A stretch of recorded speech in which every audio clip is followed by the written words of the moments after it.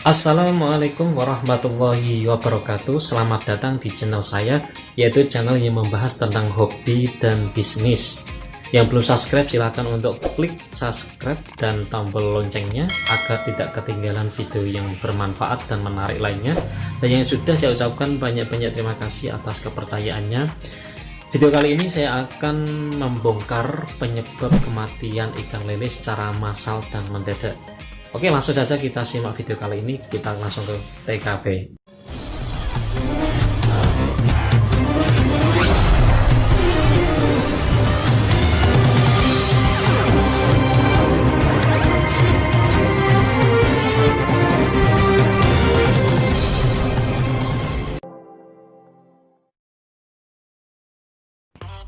Oke, teman-teman yang ingin mencoba untuk bisnis ikan lele, yaitu beternak ikan lele, baik itu pembibitan maupun pembesaran, itu adalah hal yang mungkin menjanjikan juga ya, jika kita memang berhasil atau sukses dalam hal pembesaran sampai panen. Tapi dalam melakukan budidaya lele setidaknya diperlukan pengalaman dan juga pengetahuan, terutamanya dalam hal pembibitan benih dan pembesaran ikan lele.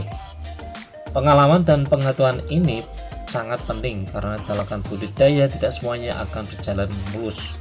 Terkadang akan ada hambatan yang membuat hasil budidaya menjadi kurang optimal sehingga berimbas pada kerugian. Kerugian ini biasanya berawal dari banyaknya pakan yang dikeluarkan tetapi ikan tidak tumbuh sesuai dengan harapan, atau yang bisa juga yang menjadi kita rugi sebagai petani, yaitu banyak ikan lele yang mati secara mendadak dan massal. Oleh karena itu, sebelum melakukan pembudidaya perlu mempersiapkan semua sarana dan prasarana serta persyaratan kondisi yang optimal agar dalam melakukan budidaya lele tersebut tidak mengalami kerugian. Pembudidaya juga perlu mengetahui faktor-faktor apa saja yang bisa menyebabkan kematian ikan lele secara mendadak dan massal. Nah, ini ada beberapa faktor. Yang pertama yaitu adanya zat beracun yang mencemari kolam. Air kolam yang tercemar zat beracun akan menyebabkan kematian lele dalam jumlah sangat besar. Nah, ini bahaya. Penyebab zat beracun tersebut biasanya berasal dari sisa pakan yang mengendap di dalam kolam. Nah, ini kelebihan memberi pakan sehingga sisanya ini akan berubah menjadi racun. Karena apa? Sisa pakan tersebut banyak mengandung zat amonia. Nah, ini sangat berbahaya bagi ikan. Selain dari sisa pakan, zat beracun ini juga bisa berasal dari kontaminasi pestisida.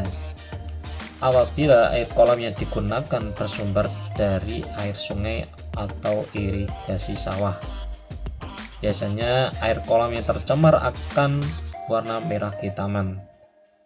Nah, untuk mengatasi hal tersebut maka perlu dilakukan penggantian air kolam sebanyak 40 dari jumlah volume air yang ada. Misal ada 100 liter dalam kolam maksud saya, itu kita ganti 40 liternya, dikuras dulu baru diisi 40 liter. Nah, itu di dalam penggantian atau penambahan air itu dilakukan setiap 5 hari sekali ya, atau maksimal seminggu sekali. Sedangkan apabila sudah mendekati waktu panen, maka alangkah baiknya jika frekuensi penggantian dan penambahan air dilakukan menjadi 3 hari sekali, ini lebih cepat ya.